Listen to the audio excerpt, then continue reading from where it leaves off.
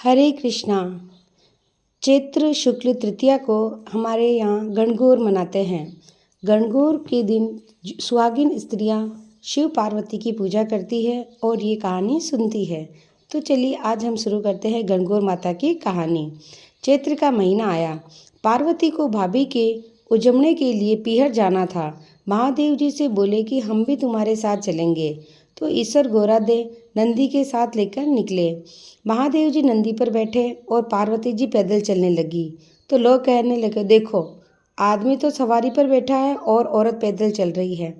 महादेव महादेव जी नंदी पर, तो ये सही नहीं लगा। महादेव जी उतरे और पार्वती जी को नंदी पर बैठा दिया।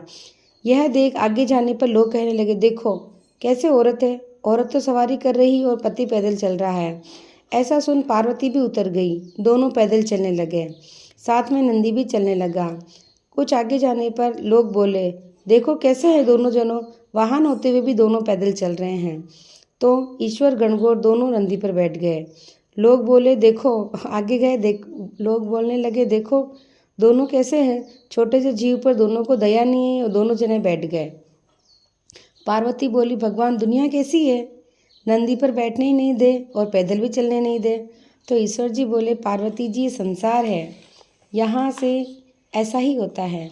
आगे गए तो एक गाय उठक बैठक कर रही थी, बेचैनी हो रही थी। तो गोरा ने पूछा कि भगवान ये गाय इतनी कष्ट में क्यों है। तो ईश्वर जी बोले कि गाय के बछड़ा होने वाला है।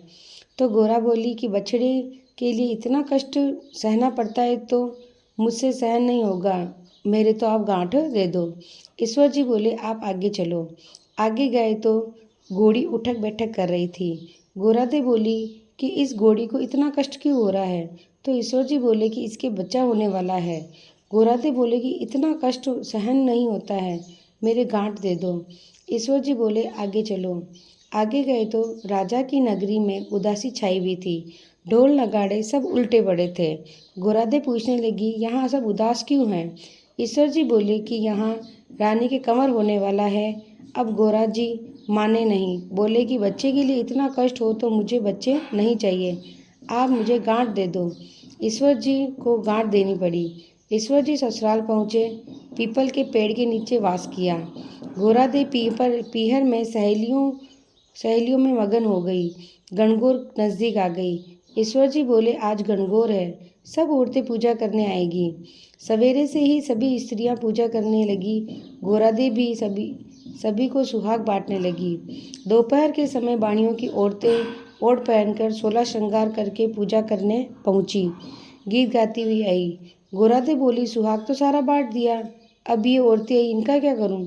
ईश्वर जी बोले कि गोरादे, चट्टी उंगली में जल को खोलो, नैनों का सूरमा निकालो, मांग से सिंदूर निकालो, टीकी में से रोली निकालो और सभी सुहाग स्त्रियों को अमर सुहाग दो।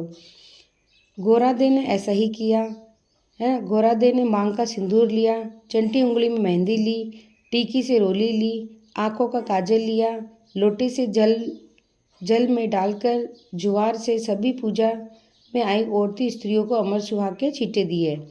गोरादे ने ईश्वर जी के कहे अनुसार सबको अमर सुहाग दे दिया। अब ईश्वर गोरा जी घर आए। ईश्वर जी झीमने बैठे, झीमड़ा बनाया, सब झीम गए। अब गोरादे झीमने बैठी तो माँ बोली कि बेटी मैं थोड़ा और भोजन बनाती हूँ। तो बेटी बोली कि माँ मैं तो बेटी हूँ, कुछ भी खा लूँगी। तो गोरा जी ने पानी और बथुए की सब्जी, तो गोरादे ने उनको मना कर दिया। केवल उन्होंने पानी और बथुए की पिंडी बनाकर खा ली और पानी से अपना पेट भर लिया। माँ ने सीख दी। वहाँ से निकलकर ईश्वर गोरादे पीपल के पेड़ के नीचे जाके बैठे।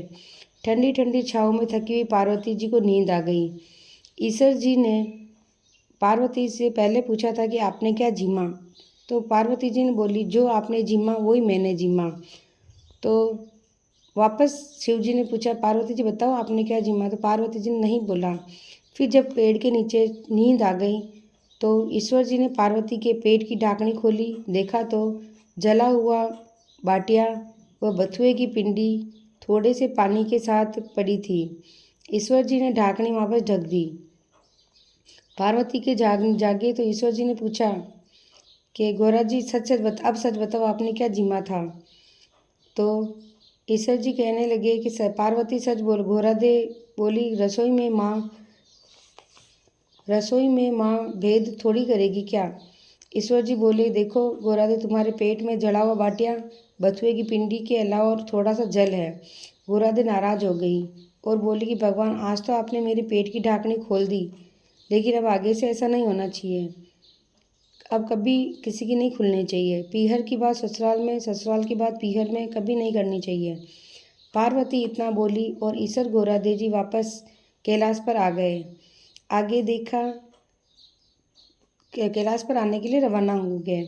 आगे देखा राजा के यहाँ शहनाइयाँ बज रही थी, लोग खुशियाँ मना रहे थे, रानी खुश है। तो गोरादे बोली, कुंवर होने पर इतनी खुशी होती, आप मेरी गांठ खोल दो।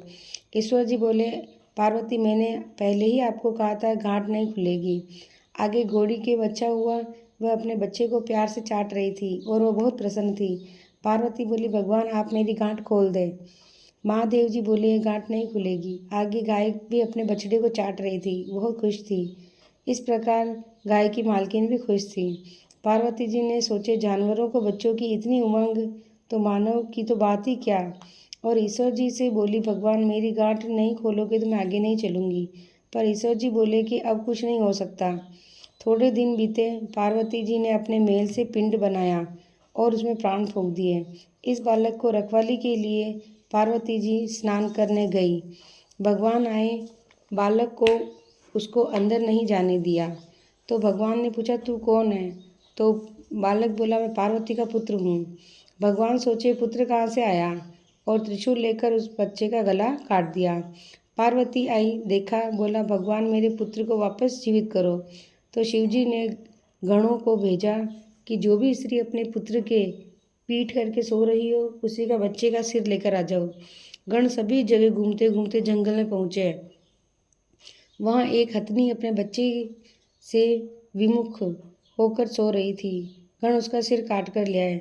भगवान ने उस सिर को बालक के सिर से जोड़ दिया और अमृत का छींटा दे दिया और बोले, दुनिया में सबसे पहले गौरीपुत्र गणेश की पूजा होगी, बाद में दूसरे देवताओं की पूजा होगी। खोटी की खरी, अधूरी की पूरी। हे गणगौर माता, हम आपको अमर सुहाग देना, सबको अमर सुहाग देना, कहानी सुनने हुकार बनने वाले सबकी मनोकामना पूर्ण करना। बोलो हर हर महादेव, ईश्वर गोरा की जय।